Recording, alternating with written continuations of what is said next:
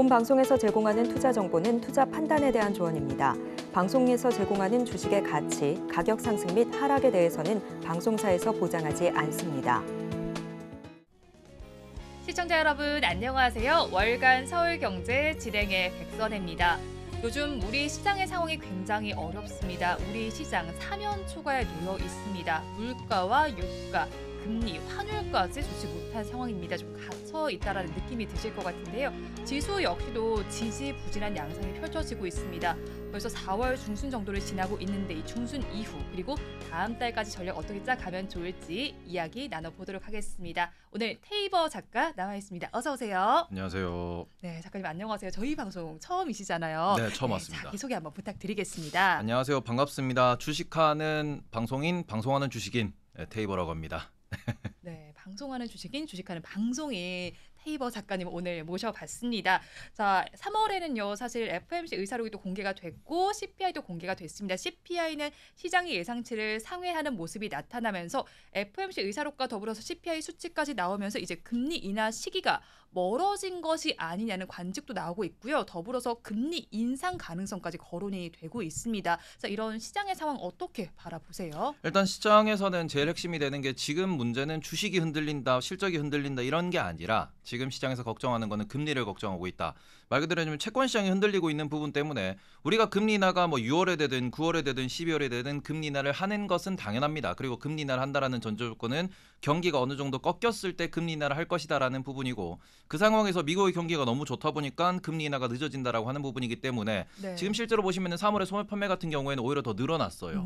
그리고는 지금 고용도 여전히 좋은 상황이고 그 상황에서 미국에서 돈을 쓰는 사람들은 돈을 더 많이 쓰고 있다라는 점에서 실적 우려는 없습니다. 네. 이미 지금 우리가 1분기 실적이 어느 정도 이제 발표가 시작되고 있는데 그 상황에서 뭐 실적 발표에 대한 우려가 전혀 있는 것은 아니고 그리고는 여전히 가이던스를 뭐 1분기가 바닥이다, 2분기가 바닥이다. 우리는 올해 총 성장률은 더 상향한다라는 기업들이 이제 줄지어 나온다라는 점을 봤을 때는 말 그대로 이게 소비가 좋기 때문에 실적도 탄탄한 그런 모습을 보일 수밖에 없는 부분이고 그러다 보니까 시장에서는 지금 채권 시장이 흔들림으로 인해서 그로 인한 약간의 패닉 셀링 이런 것들로 인해서 증시가 흔들린다라고 보시면 될 것 같고요. 그렇기 때문에 지금 우리가 너무 무서워할 시장은 아니다.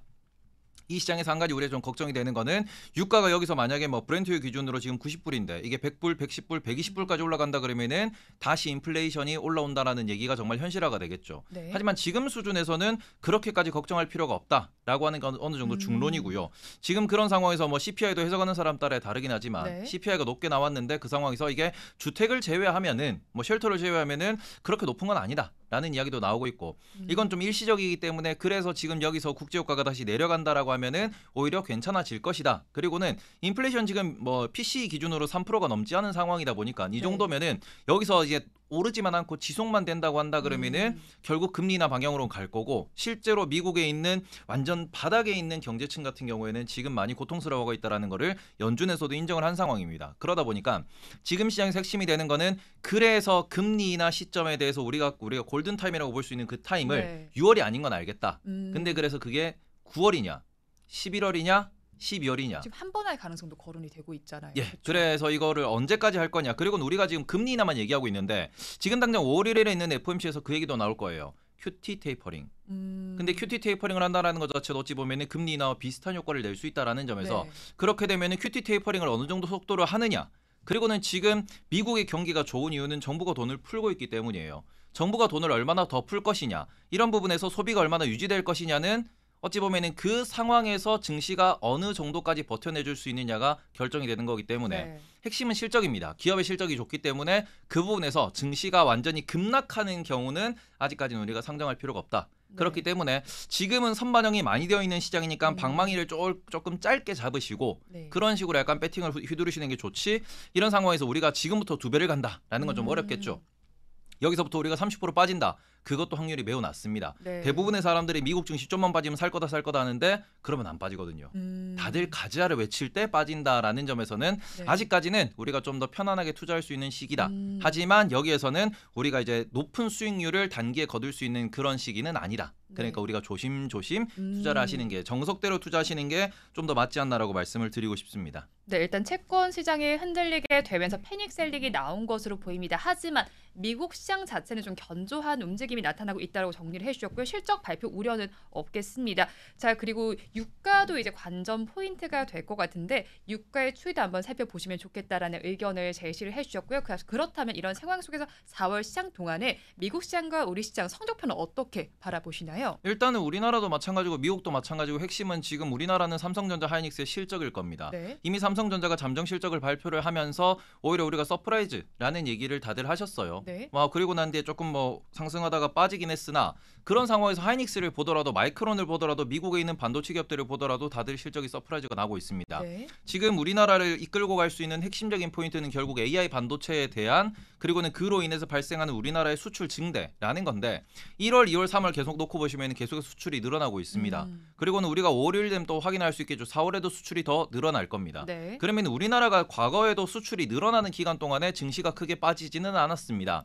이게 이제 증시가 코스피 지수를 기준으로 말씀을 드리는 거기 때문에 반도체가 수출이 증가하는 구간 동안에는 삼성전자가 크게 흔들릴 거냐? 네. 그렇지 않다. 우리가 지금이야 86,000원 갔다가 다시 7만 원대 내려왔다 흔들린다 어쩐다 하지만 이거는 채권 시장의 흔들림 때문에 네. 일시적으로 매수 매도가 발생을 하는 거고 환율 때문에 외환 시장이 흔들리면서 일시적으로 수급이 좀 꼬여 있는 상황인 거지.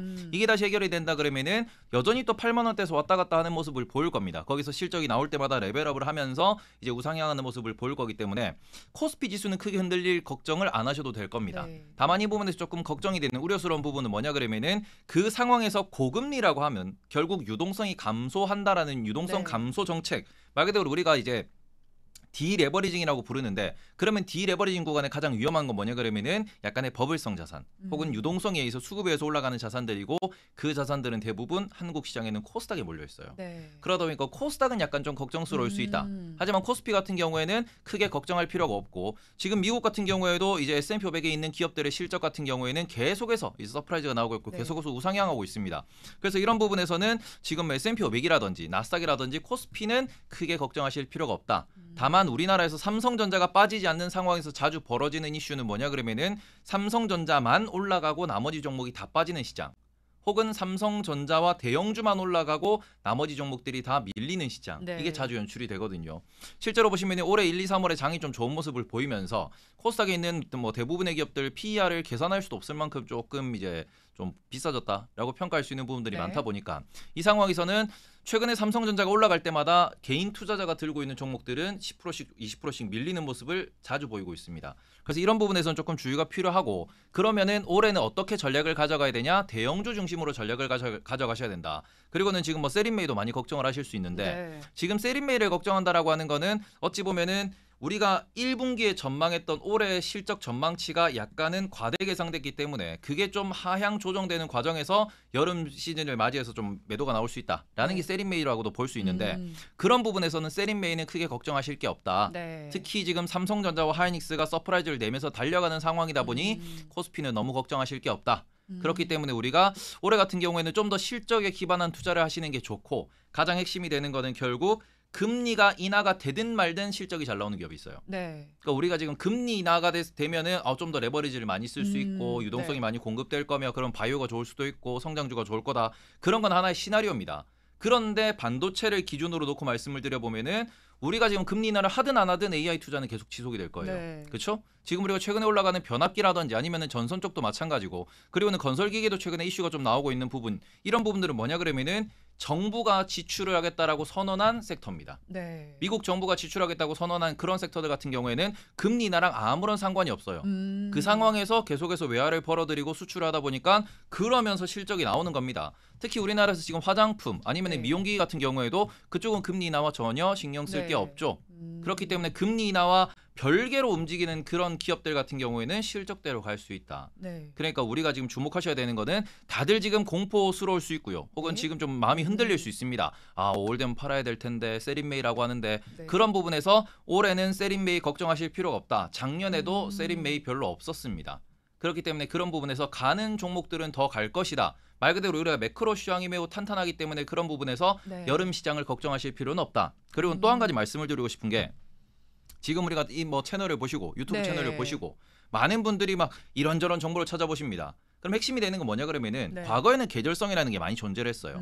그리고는 큰 손들의 움직임에 의해 가지고 그리고는 뭔가 추세에 의해 가지고 이렇게 뭐 계절적인 특성을 많이 보였으나 네. 지금 같은 경우에는 알고리즘 매매도 많이 하고 있고요. 그리고 이런 식으로 정보가 빠르게 공유되다 보니까 굳이 세린메이라고 거기에 대한 배팅을 할 필요는 네. 없다라는 거죠.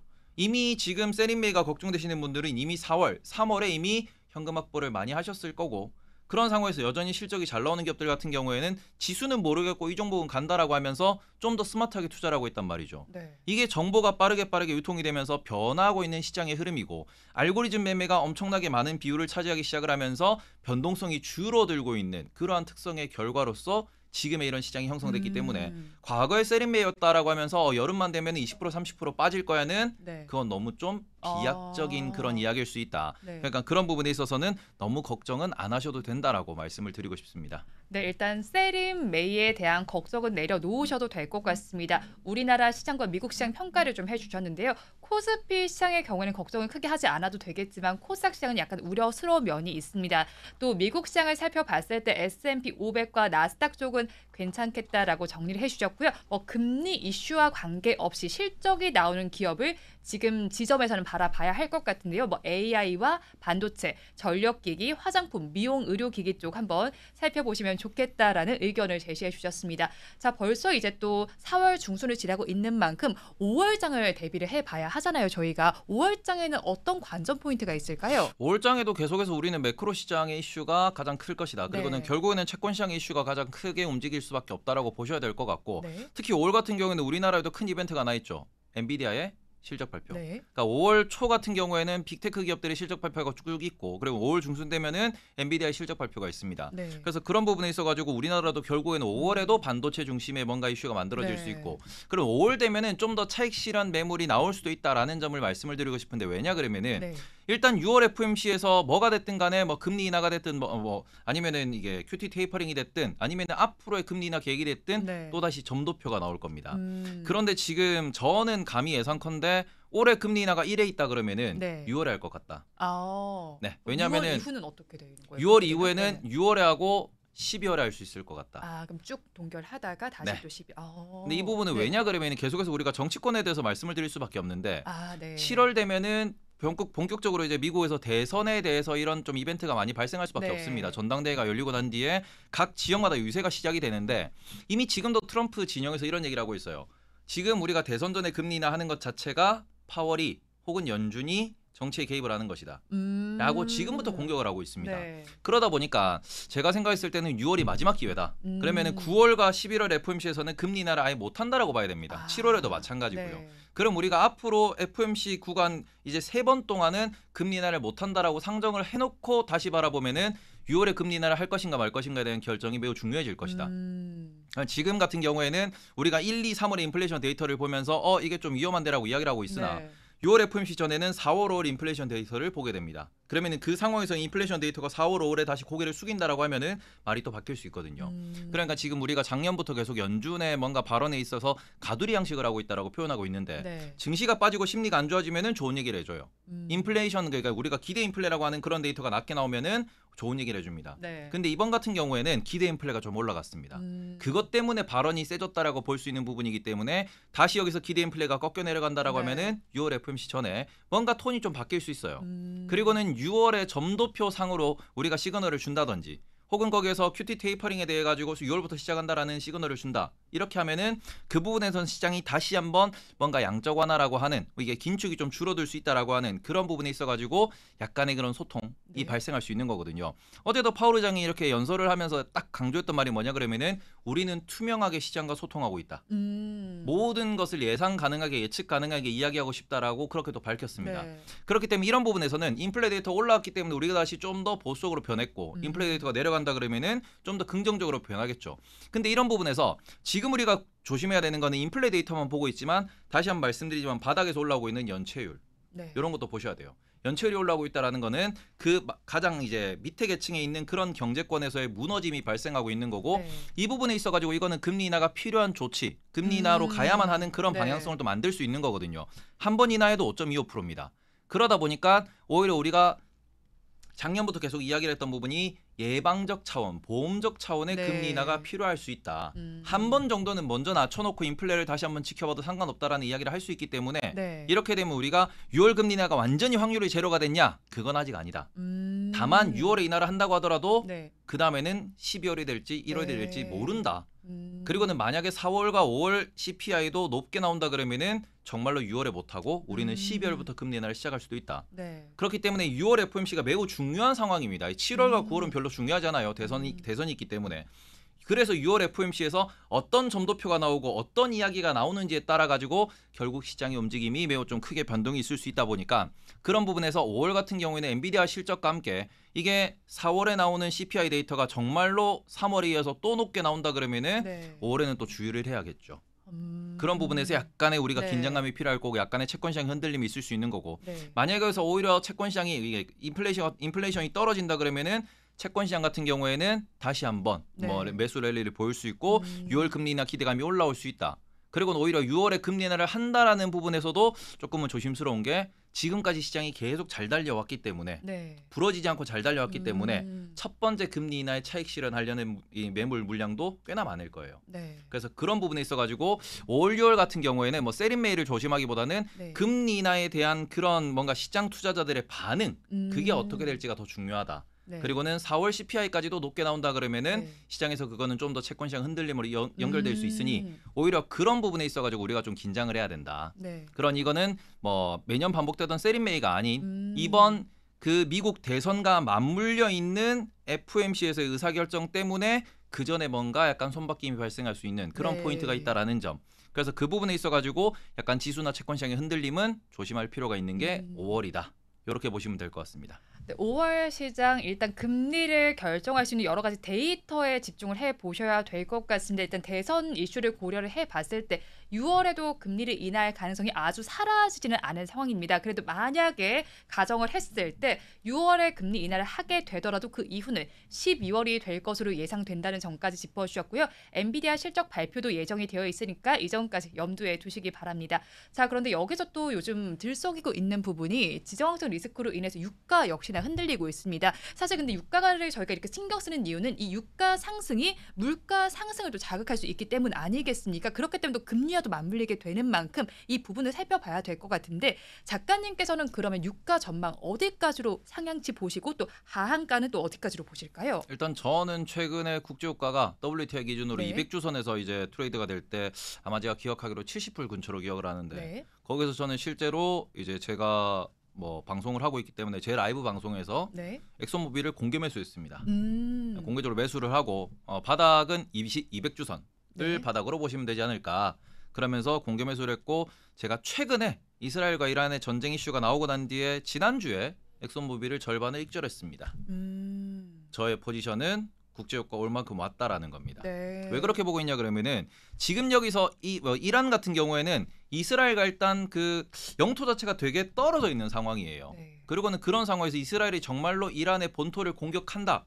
그리고는 핵무기를 뭔가 꺼내든다라고 하면은 그러면은 국제유가는 여기서 천정부지로 더 솟을 겁니다. 네. 근데 그게 아니라고 한다면 말 그대로 이스라엘이 정말로 핵 버튼을 누르지 않고 지금 상황에서 뭔가 이제 액션 나오는 거는 약간 이란을 직접 공격하기보다는 네. 주변에 있는 헤즈볼라라든지 뭐 그런 쪽이랑 조금 이렇게 뭐 다시 한번 보복을 하고 말 것이다라는 이런 전망이 나오고 있는 지금 현 상황에서는 여기서 국제유가가 더 올라간다? 그거는 조금 무리라는 거죠. 왜냐하면 이미 글로벌로 고금리 영향을 받고 있기 때문에 경기가 꺾이고 있기 때문에 중국도 부양책을 쓰고 있는 중이고요. 네. 유럽은 6월에 금리 인하 하겠다라고 했고요. 네. 캐나다도 6월에 금리 인하 하겠다라고 하고 있습니다. 그리고는 호주와 뉴질랜드 역시도 마찬가지예요. 네. 왜냐 그러면은 미국만 경기가 좋지 전 세계는 경기가 안 좋기 때문에 네. 그렇기 때문에 전 세계의 지금 수요는 줄어들고 있는 게 팩트입니다. 네. 그런 여기서 지금 러시아 역시도 계속해서 증산을 하고 있는 부분이고 그런 오펙 역시도 지금 감산을 계속 유지하고 있다고 하지만 그래서 지금 데이터를 까보면은 감산 역시도 슬금슬금 밀려 올라오고 있거든요. 그러다 보니까 이런 부분에서 미국도 생산을 많이 하고 있고 러시아도 생산을 여전히 하고 있으며 네. 그리고 오펙 플러스에서도 계속해서 생산이 꾸준히 유지되고 있는 상황에서 수요가 꺾이고 있다? 네. 이거는 전쟁으로 인해서 국제유가가 상승하는 것에는 업사이드에 제한을 둘 수 있다라는 부분이기 때문에 저는 최근에 이제 브렌트유 90불 혹은 뭐 WTI 85불까지 올라온 지금 상황에서는 요 정도에서는 그죠 조금 이제는 좀 상승 추력이 좀 떨어지지 않을까라고 보고 있기 때문에 저는 실제로 이제 제가 포지션 자체를 줄였고 네. 이런 부분에 있어가지고 지금 제가 또 시그널로 하나 보고 있는 게 이건 약간 웃자고 말씀드리는 네. 건데 골드만삭스가 네. 제가 저 밑에서 네. 예, 한 70불 정도에서 네. 엑슨모빌을 매수할 당시 골드만삭스가 국제유가 40불 간다고 보고서를 냈어요. 네. 제가 그걸 딱 보고 요거는 매수다. 근데 최근에 국제유가에 관련해 가지고 골드만삭스가 120불 간다고 보고서를 냈습니다. 요거는 매도다. 네. 골드만삭스의 보고서가 이제 매도 타이밍을 결정하네요. 골드만삭스가 우리 우크라이나 전쟁이 발생했을 당시에도 네. 국제유가 200불 간다고 딱 얘기했어요. 그 보고서 쓰고 다음 날이 국제유가 고점이었습니다. 네. 그러니까 골드만삭스는 역사와 전통적으로 국제유가 관련돼 가지고는 완전히 이제 반대로 맞추는 그런 약간 골방꿀이 있기 때문에 네. 저는 그런 부분에서도 지금 상황에서는 뭔가 우리가 극단적인 이벤트가 발생하지 않으면은 네. 국제유가는 이 정도면은 더 올라가지 못하겠구나라고 보고 있다라고 말씀을 드리고 싶습니다. 네, 일단 국제유가 상승은 더 제한돼 있다라고 정리를 해주셨고요. 골드만삭스 보고서 참고하고 있다라고 하니까 이 점 한번 염두에 두시면 좋겠습니다. 그런데 오르는 건 국제유가뿐만이 아닙니다. 환율 역시도 오르고 있잖아요. 근데 네. 뭐 원달러 환율도 오르고 N달러 환율 역시도 오르고 있습니다. 이렇게 되면서 당국에서 개입도 나타난 상황이에요. 그런 만큼 오늘은 또 이제 하락세를 나타내긴 했는데 최근에 원달러 환율 상황은 어떻게 바라보셨어요? 지금 원달러율은 방어를 못하는 상황이죠. 네. 방어가 안 되는 상황입니다. 왜냐 그러면은 이게 일단 앞서 말씀드린 대로 유럽이 금리를 인하한다 그랬고요. 네. 캐나다, 그다음에는 뉴질랜드, 호주 전부 다 금리 인하 계획을 발표한 상황이고 스위스는 실제로 금리를 인하했습니다. 네. 그러는 중국도 유동성을 공급하고 있고 일본은 금리를 인상을 했으나 여전히 약간 말랑말랑한 이런 좀 뭐 정책적인 개입을 지속하고 있다라는 네. 점에서 미국 빼고는 전부 다 우리는 금리를 좀 낮추겠다 혹은 긴축을 좀 줄이겠다라고 하는데 미국은 네. 계속해서 경기가 좋습니다. 노동이 좋습니다. 우리는 계속 긴축을 해야 됩니다. 이러고 있으니까 그럼 달러가 좋아지는 거죠. 네. 그럼 우리나라 같은 경우에도 뭐 미국처럼 우리도 경기가 좋습니다. 우리도 이제 금리를 더 올리겠습니다. 뭐 이런 얘기를 하면은 우리나라 네. 원화가 방어가 되겠으나 지금은 우리나라도 유럽과 다르지 않은 상황이다라고 보실 수 있는 거고요. 미국을 제외하고 전 세계가 안 좋은 상황에서 그러면은 달러만 강해지고 있고 전 세계 통화가 안 좋아지고 있다. 네. 여기서 우리나라만 환율 방어를 한다 그러면은 네. 오히려 이거는 먹잇감이 되는 거죠. 너네 무슨 일 있구나. 네. 있으니까 개입을 하는구나. 너네 왜 튀는 행동을 하니? 가 되기 같이 때문에 가야지. 네, 그렇기 때문에 지금은 뭐 한국은행 총재도 지난주 금요일에 이렇게 말씀하셨습니다. 우리가 개입할 수 있는 상황이 아니다. 네. 여기서는 개입을 해봤자 의미가 없다. 완전히 우리가 이게 이 파도가 들어오고 있는데 거기서 우리가 이 역주행하면은 안 네. 되죠. 쓸려 내려가기 때문에 지금은 파도가 멈추기를 기다려야 된다라고 이야기를 하고 있는 부분이고 여기서 우리가 조금 우려스러운 거는 네. 환율이 지금도 꽤나 많이 튀었는데 여기서 더 튀면은 지금 글로벌 증시에서 제일 걱정하고 있는 거는 네.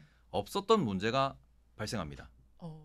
말 그대로 달러가 너무 가치가 올라가다 보니까 원래 우리가 달러로 이렇게 외국에서 빚을 냈을 때 네. 충분히 우리가 이 정도의 레버리지를 쓰면 이 정도의 이자를 감당하면서 사업을 하면 돼. 그렇죠. 라고 예상을 하는 거잖아요. 계획을 세워놨다가 네. 갑자기 환율이 쫙 튀어 올라가면은 어. 그걸 부채를 잘못 쓴 그런 기업이나 국가 같은 경우에는 네. 갑자기 자빠지거든요. 그러니까 그 부분이 지금은 신경이 쓰이는 거고 그렇기 때문에 외환시장이 이렇게 급반등하는 거는 조금 우리가 우려스럽다라고 표현을 하는 거지. 네. 이게 어찌 보면은 우리나라만 문제가 있어서 가는 게 아니고 실제로 이 상황에서 문제가 있기 때문에 휩쓸려 가는 것도 아니다라는 거예요.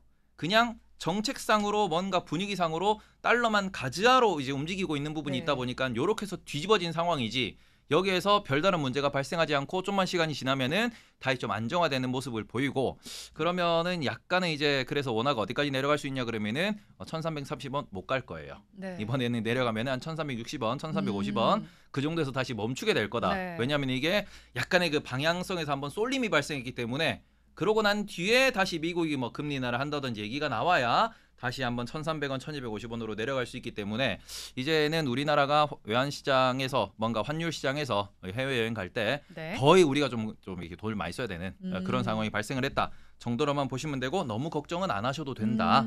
이렇게 말씀을 드릴 수 있을 것 같습니다. 네, 원달러 환율 방어를 하지는 못하는 상황이지만 우리나라만 그런 것이 아닌 만큼 너무 걱정하지는 않으셔도 좋겠다라고 정리를 해주셨고요. 앞서서 또 이제 골드만삭스 얘기를 해주시니까 제가 이 종목군이 또 떠오르거든요. 사실 지난해에 짚어줬던 이제 골드만삭스가 찝어줬던 종목군인데 방산주 쪽이죠. 근데 방산주는 요즘 들어서 다시 또 부각이 될 만한 이슈가 뭐 지정학적인 리스크도 있고요. 네. 계속해서 뭐 수주 소식도 들어오고 있습니다. 네. 이 방산주에 대한 시각은 어떠실까요? 많이 비싸졌어요. 네. 지금 보기에는 매력이 좀 떨어진 거네요. 그러면. 네, 저도 골드만삭스 보고서가 나오기 전에 저도 네. 방산주 중에서 한 종목을 보유하고 있었고 네. 제가 공공연하게 저는 이제 LIG 넥스원의 주주다라고 말씀을 드렸는데 네. 그게 지금 플러스 한 60% 정도 나 있을 거예요. 네. 그래서 저는 비싸다고 생각을 합니다. 지금 지점은 네. 왜냐면 제가 이제 작년도에는 저도 얘네들은 수출이 늘어납니다. 잘 보셔야 됩니다. 투자하셔야 됩니다라고 말씀을 드렸으나 네. 거기에서 지금 뭐 변압기 섹터 쪽이나 아니면은 방산 섹터 쪽은 너무 많이 올랐어요. 네. 그러다 보니까 이렇게 되면은 여기서 더 업사이드를 가지고 더 상승하기 위해서는 이게 정말로 실적이 서프라이즈가 어마어마하게 나줘야 되는데 네. 그게 아니다 그러면은 지금 꽤나 많이 비싸졌네. 그럼 이거 말고 다른 걸 살 수 있겠네라는 대안이 이제 발생을 네. 하기 때문에 그렇게 되면은 비싸다라는 개념은 얘보다 투자해서 수익률을 더 많이 가져갈 수 있는 종목 섹터가 나왔다라는 거예요.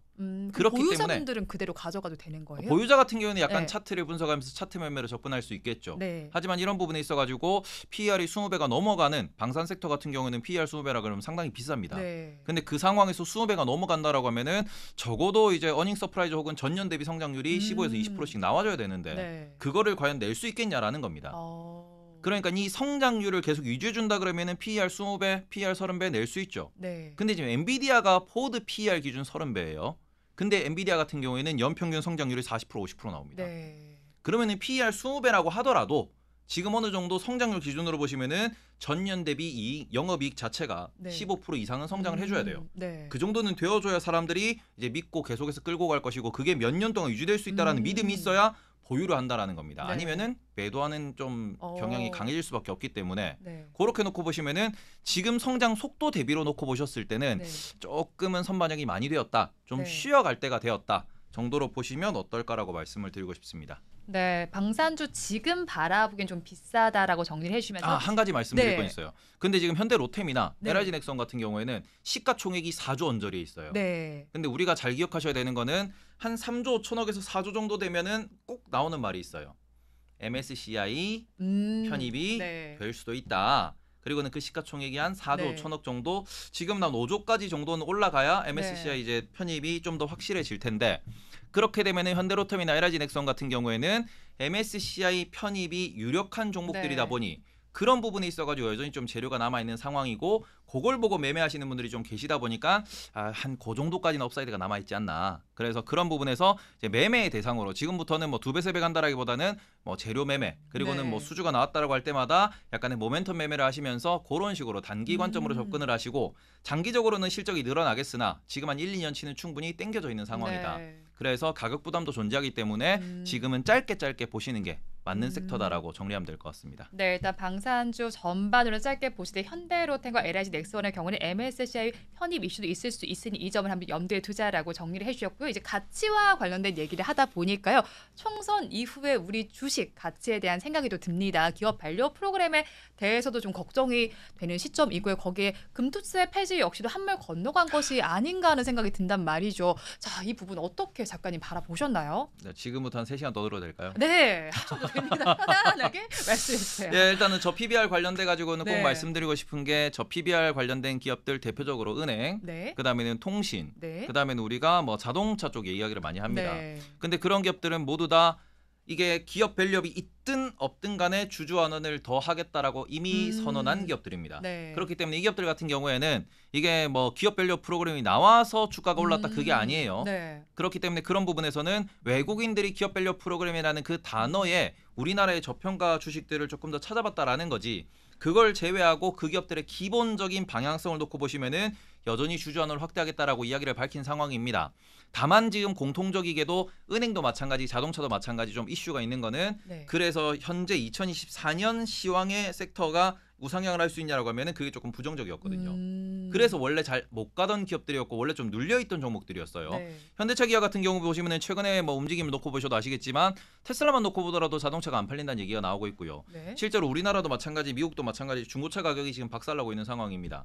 이렇게 되면은 신차 같은 경우에는 결국에는 출고 대기 기간이 줄어들게 될 것이고 재고가 쌓이게 될 것이고 할인 판매를 할 수도 있다라는 그런 이런 시나리오가 서다 보니까 네. 그러면은 고금리는 자동차가 좀 안 좋겠구나라는 시나리오는 모두 다 알고 있는 부분이고요. 이렇게 되다 보니까 그렇게 되면은 자동차는 좀 다음에 가겠구나. 네. 그래서 눌려있던 애들이 오히려 이제 공격적인 주주환원을 발표하고 생각보다 실적이 너무 잘 나오고 그리고는 지금 외환 시장이 원화가 너무 약세다 보니까 달러가 네. 이만큼 올라갔죠.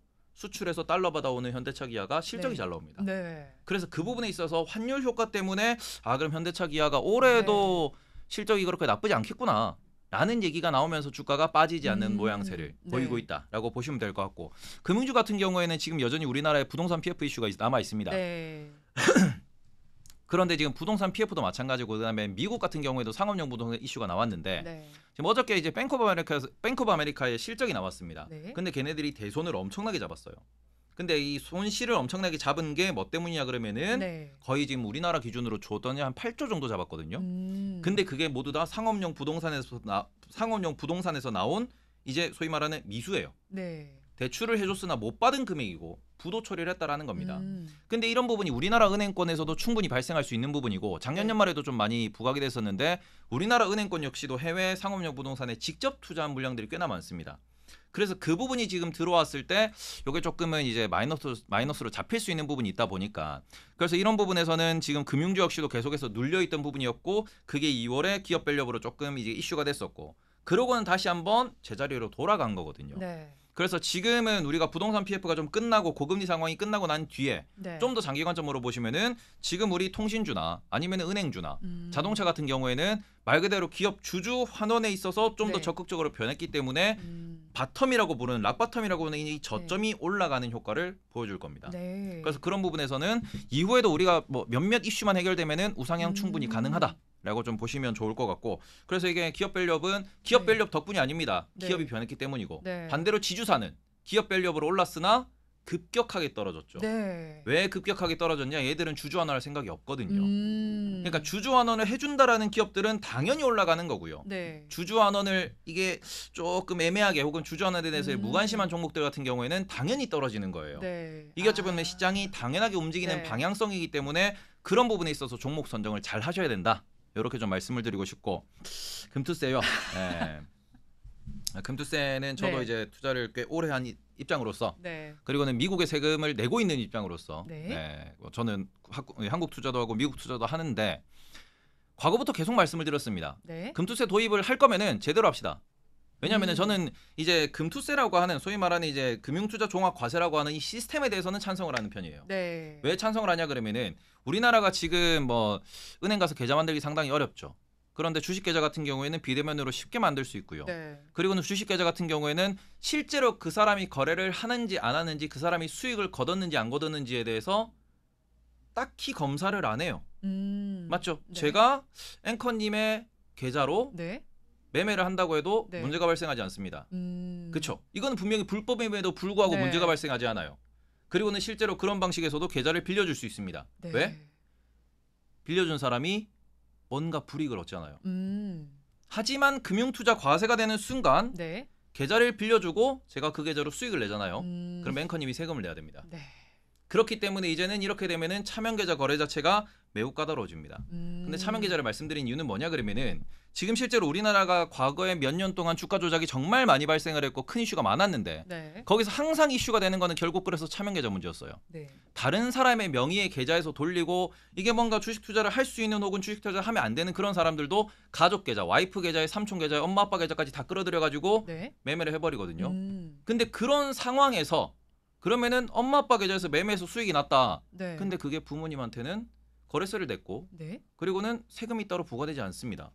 그래서 차익을 거뒀으면 돈 뺐으면 땡이에요. 네. 그러다 보니까 이게 뭐 대놓고 딱 잡아서 까놓고 아, 이 사람을 파봐야겠다라고 하면은 나오겠죠. 네. 불법이구나, 너 잘못했구나가 나오겠지만 그게 일반적으로 통용되지 않는다라는 겁니다. 네. 그러다 보니까 이런 부분에 있어가지고 이거를 한 방에 해결할 수 있는 방법으로서는 결국 소득 얻는 사람한테 세금을 걷겠다, 세금을 부과하겠다라고 하면은 그러면은 뭔가 우리가 투자하는 이 모든 환경 자체가 변화할 수 있습니다. 네. 다만 그 상황에서 그러면은 우리가 그죠, 많은 개인 투자자 같은 경우는 실제로 매매를 하면서 수익을 얻고 수익을 얻는 과정에서 돈을 좀 이게 세금을 내야 되는데 네. 그러면 지금 문제가 되는 게 여러 가지가 있어요. 왜 개인만 부과를 하느냐? 법인 같은 경우에도 부과를 해야 되지 않느냐? 네. 뭐 그런 것도 막 여러 가지가 지금 존재하는 부분이고, 그리고는 우리나라는 그래서 그러면 내가 매매보다는 좀 내가 장기 투자를 하고 싶다. 아, 내가 배당 투자를 하고 싶다라고 하면은 배당을 받아도 지금은 예금 적금이랑 같이 세금이 나오죠. 네. 이 부분에 있어서 배당 분류과세가 필요하다는 얘기는 예전부터 있었습니다. 근데 이런 부분에 대해서 지금 잠깐 단언 언급이 돼요. 분류과세 해야 된다. 근데 이거에 대한 법령은 아직까지도 만들어지지 않는 상황이고요. 네. 개편돼야 될 게 한둘이 아니에요. 특히 그리고는 미국 같은 경우에는 대표적으로 몇 가지를 말씀을 드려보면은 장기 보유하면은 세금 없어요. 네. 그죠? 장기 10년 이상 보유하면은 세금 거의 안 냅니다. 차익을 거두더라도. 그러면 장기 보유했을 때 우리나라는 어떻게 되느냐? 장기 보유에도 세금 내야 됩니다. 그리고 우리나라 지금 금투세에 있는 가장 그 문제가 되는 거는 네. 내가 차익을 얻어요. 얻으면은 내가 매도하는 순간 원천 징수를 하겠대요. 그죠? 왜냐 그러면은 우리가 그 종합부동산세도 마찬가지고 우리가 뭐 종소세도 마찬가지고 월급 관련돼 가지고 우리가 뭐 이렇게 세금 낼 때도 마찬가지고 네. 법인세도 마찬가지고 다 5월에 내요. 맞죠? 1년에 다 정산해 가지고 다음 달에 냅니다. 내년에 내요. 5월에. 근데 왜 원천 징수를 하죠? 그렇죠. 플러스 마이너스 해 가지고 그냥 네. 연간 단위로 끊어서 이거 계산하면 되는데 왜 원천 징수를 하죠? 이거 좀 이상하거든요. 이런 부분도 자체도 뭔가 이제 법이 좀 너무 엉성하게 만들어져 있다. 네. 그러니까 이런 부분에서 법이 좀 더 이제 명확하게 이게 왜 만들어졌는지 이게 왜 필요한지에 대한 이런 아무런 그런 소명도 네. 없이 그럼 법은 이렇게 만들게요. 가 땡이거든요. 네. 항상 이제 말씀드리는 게 우리나라 공무원분들이 그 소통이 너무 없으세요. 그렇죠? 소통이 너무 없으세요. 네. 그런 부분에서 또 말씀드리고 싶은 거는 미국 같은 경우에는 법이 엄청나게 되게 디테일합니다. 되게 세세해요. 그리고 이거는 유럽도 마찬가지입니다. 대표적으로 프랑스 같은 경우에는 거래세도 있고요. 네. 그리고는 우리나라 뭐 금투세라고 부를 수 있는 차익에 대한 과세도 둘 다 있어요. 그러니까 우리나라 지금 이중과세니 뭐니 얘기가 나오는데 지금 프랑스나 영국 같은 경우는 이중과세를 합니다. 네. 대신에 까다로운 조건을 달아서 대형주 투자에 대한 차익에만 이중과세를 때려요. 뭐 이런 식으로 해가지고 여러 가지가 지금 그 소위 말하는 시스템을 구축하기 위한 세법을 구축하기 위한 여러 가지의 논의와 그런 장기간의 장구가 합쳐져 가지고 만들어지는 게 하나의 세법인데 네. 금융투자종합과세는 되게 중요한 증권 거래에 관련된 네. 자본주의에서 자본에 대한 그런 세금인데 너무 대충 만들어졌다라는 느낌을 지울 수가 없습니다. 그리고 지금 문제가 있다는 게 한둘이 아닌데 거기에서 새로운 세금에 대한 신설만 만들어졌고 네. 그리고는 그거에 대한 반대급부 혜택은 전혀 없어요. 네. 그러니 지금 이 부분에서는 당연히 사람들이 반발할 수밖에 없죠. 네. 만들 거면 제대로 만들고 하나하나 바꿀 게 다 있으니까 전부 다 바꾸면서 네. 그러면서 우리가 새 판을 짜잔데 꼼꼼하게 그쵸. 이거는 이상한 판에다가 이상한 판을 더해요. 그래서 이런 부분에 있어가지고 미국 같은 경우에는 1년 이내에 우리가 단기 트레이드를 하면 오히려 세금이 더 높습니다. 40%까지 세율이 올라가요. 그러니까 단타를 뭔가 조금 지양하고 그러고는 장기적으로 투자하는 거를 만들어내는 어찌 보면 그런 것들의 세금이 적용법에 의해 가지고 그런 거를 권장하게 된다라는 거. 그러니까 어찌 보면 그런 게 세금의 역할이거든요. 네. 근데 우리나라는 지금은 거래세만 걷다가 돈 많이 버시면은 그럼 우리가 좀 더 뭐 금투세를 걷겠습니다. 하고 땡이잖아요. 네. 그리고는 너네가 많이 벌면 거기 원천 징수해가지고 일단은 땡겨 가겠습니다. 땡이거든요. 네. 야 그러면은 이거는 너무 불리하죠. 네. 같은 조건에서 우리가 매수 매도를 할 수 있어도 한국 시장을 할까 말까인데 지금 네. 사람들이 얼마나 지금 미국 시장에 대해서 미국 시장으로 계속 떠난다라고 이렇게 실제로 머니 부부가 일어나고 있는 이런 부분에서 이런 흐름 속에서 야 이런 금투세를 만든다라는 거는 진짜로 제가 뭐 영상을 하나 찍었더니 댓글에 다 나오더라고요. 저는 그래서 미국으로 떠나고 있습니다. 저도 근데 실제로 미국에 네. 지금 지분을 점점 더 늘리고 있는 중이에요. 투자 비중 자체를. 왜냐하면 국장에서는 불확실성이 너무 많아요. 근데 그 부분이 점점 더 많은 투자자가 알고 있고 네. 실제로 이제 그냥 많이 하고 오래 했던 사람들뿐만 아니라 새로 시작하는 사람들조차도 저 미국에서 시작할래요라고 이렇게 이제 분위기가 잡히고 있단 말이죠. 우리가 저출산이 문제가 아니에요. 지금 있는 새로운 돈, 이 새로운 머니도 다 해외로 다 떠나고 있습니다. 네. 그럼 이렇게 되면 우리나라의 금융판은 점점 더 고사할 수밖에 없죠. 부흥하기 위해서 살리기 위해서 이걸 뭔가 시스템을 제대로 잘 만들어 가지고 네. 그러면서까지 이제 어깨 걸고 같이 가자가 돼야 할 판도 모자랄 판에 오히려 이게 좀 약간 무기약을 치는 거 아닌가 약간 그런 느낌이 들기 때문에 네. 그러다 보니까 이게 너무 이게 좀 주식시장을 가볍게 생각을 하신다. 네. 이거 아주 복잡한 시스템이 얽혀 있는 곳인데 그걸 너무 정치적 입장에서 가볍게 접근하고 있다. 이러시면 안 된다. 이거를 뭐 중기, 장기, 단기 해가지고 모든 그런 케이스에 따라 가지고 그 법령들이 세세하게 있는 미국 법 한 번만 좀 읽어보시고 네. 우리나라 법에 뭐가 부족한지에 대해 가지고 조금 고민을 해보셨으면 좋겠다. 네. 저는 차명 계좌 때문이라도 혹은 우리나라의 투명성을 위해서라도 도입은 돼야 된다고 생각을 합니다. 네. 하지만 지금처럼 도입되면 망합니다. 안 하느니 못해요. 그렇기 때문에 좀 할 거면은 제대로 하셨으면 좋겠다. 저는 그런 입장입니다. 네, 말씀해 주신 거 짧게 정리하고 넘어가겠습니다. 기업 밸류업 프로그램과 관련해서는 주주 환원 정책을 내세우고 있는 기업군들을 바라보자라고 정리를 해주시면서 뭐 은행과 통신, 자동차 쪽은 저점을 다지고 있는 과정이다라고 설명을 해주셨고요. 금투세 도입에 대해서는 필요성은 있다라고 정리를 해주셨지만 하지만 조금 더 꼼꼼하게 철저하게 분석 후에 이 시기가 나오고 또 이제 법안 역시도 도입이 돼야 된다라고 정리를 해주셨습니다. 자, 그렇다면 5월이 다가오고 있는 만큼 5월 시장에서는 어떤 투자 전략을 가져가야 될지도 궁금하고요. 어떤 섹터에 저희가 조금 더 집중을 해볼까요? 일단 핵심은 수출이 늘어나는데 그나마 좀 저렴한 종목. 네. 저렴한 섹터를 보셔야 된다고 생각하고 앞서서 뭐 방산이나 아니면은 뭐 변압기 같은 경우는 좀 많이 올랐다라고 네. 말씀을 드렸기 때문에 저는 그 대안 같은 경우는 차라리 조선 쪽을 보시던가 네. 피부 미용이나 의료기기 쪽을 보시면서 네. 그쪽의 비중을 좀 늘려나가시고 가장 핵심은 반도체를 메인으로 들고 가셔야 된다. 네. 이제 그런 부분에 있어가지고 결국에는 수출 올해는 무조건 실적입니다. 고금리라고 하면 결국에는 성장이 조금 네. 이렇게 좀 뒤로 후퇴하는 그러한 시장 분위기인데 성장이 드문 시장에서 성장을 하는 섹터는 주가가 버팁니다. 네. 그리고는 거기에서 성장이 좀 더 시장에 주목을 받으면은 주가가 올라갈 거예요. 그러다 보니까 지금 변압기가 많이 올라간 것도 성장이 주목을 받으면서 변압기가 많이 올라갔거든요. 네. 그렇기 때문에 우리가 지금 같은 경우에는 좀 눌려있는 종목들, 눌려있는 섹터를 말씀드릴 수밖에 없고 네. 제가 1, 2월에 계속 이제 변압기 쪽을 말씀을 많이 드렸어요. 왜냐하면은 작년 8월 달에 고점을 찍고 변압기가 대체적으로 이제 HD 현대일렉트릭을 제외하고는 30% 40% 하락을 했습니다. 그리고는 거기에서 박스에 갇혀가지고 도저히 올라오지도 않고 그러고는 이제 뭐 전고점이라고 볼 수 있는 작년 8월에 주가에 있어가지고 그게 너무 좀 높아 보였고 네. 그러다 보니까 야 이거 갈 수 있겠니 이런 얘기가 많이 나왔거든요. 네. 근데 그런 상황에서 이 부분은 우리가 그때도 뭐 조선도 말씀드리고 그다음에 변압기도 말씀드리고 다 말씀드렸지만 그 부분에서 변압기는 일단은 지금 계속해서 우리가 뭔가 차트적으로 만들어지는 게 있으니 좀 관심 있게 지켜보자. 네. 제가 그때는 약간 피부 미용 의료기기는 좀 이제 올라온 지 얼마 안 됐기 때문에 좀 약간 리밸런싱을 말씀을 드리면서 네. 이제 그러면은 수출이 늘어나고 실적이 나오면 올라갈 거다 네. 해서 말씀을 좀 드리다가 저도 이제 그러면서 이제 투자를 하다가 운이 좋게도 네. 일론 머스크가 어. 갑자기 AI에 전기가 필요하다, 네. 트랜스포머가 필요하다 네. 이러면서 막 올라가는 모습을 보였거든요. 네. 근데 이게 언제 어느 포인트가 상승의 시발점이 될지는 모릅니다. 그런데 그런 부분에 있어 그게 어떤 기업의 실적 발표가 될 수도 있고 누군가의 말 한마디가 될 수도 있는 거고요. 어딘가의 숫자가 될 수도 있는 거고 어딘가 소송전이 될 수도 있는 겁니다.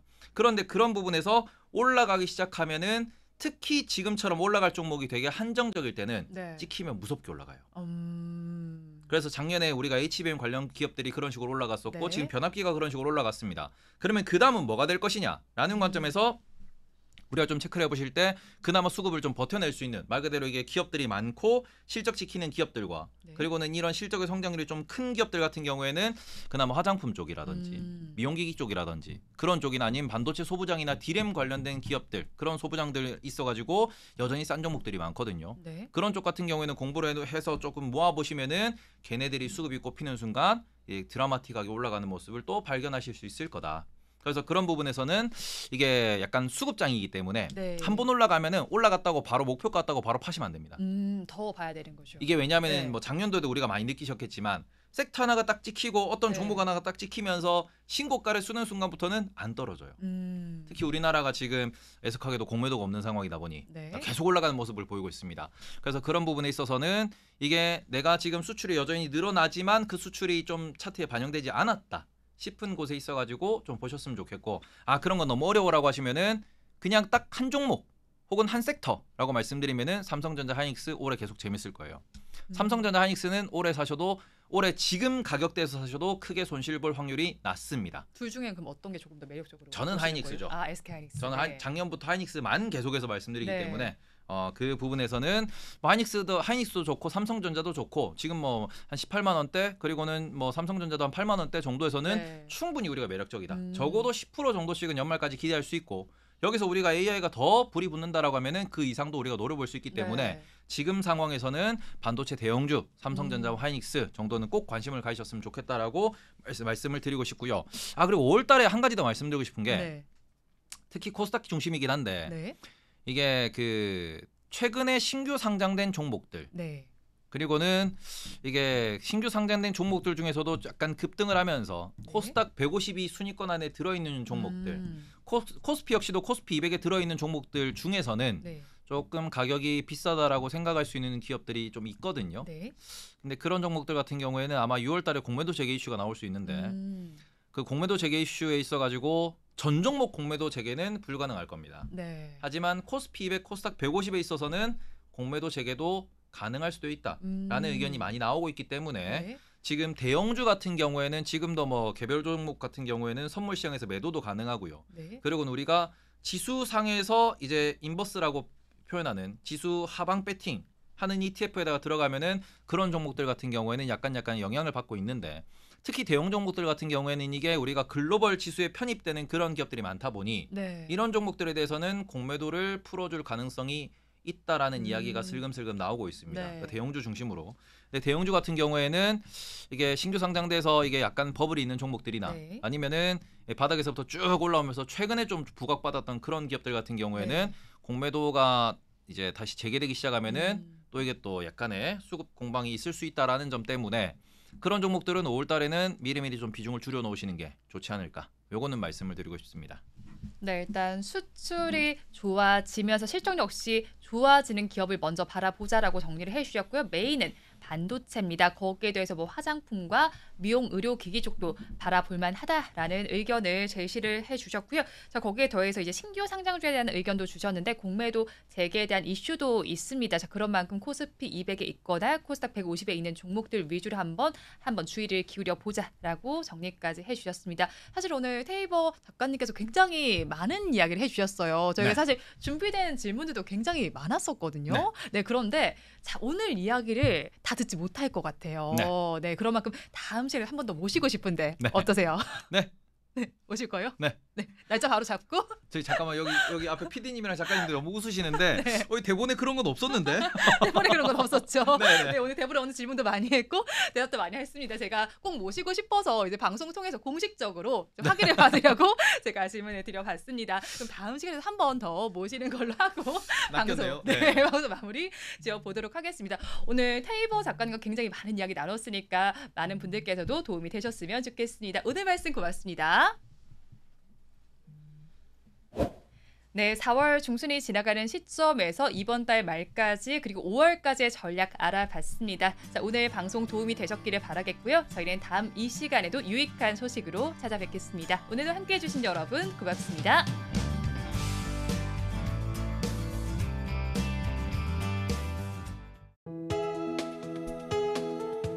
본 방송에서 제공하는 투자 정보는 투자 판단에 대한 조언입니다. 방송에서 제공하는 주식의 가치, 가격 상승 및 하락에 대해서는 방송사에서 보장하지 않습니다.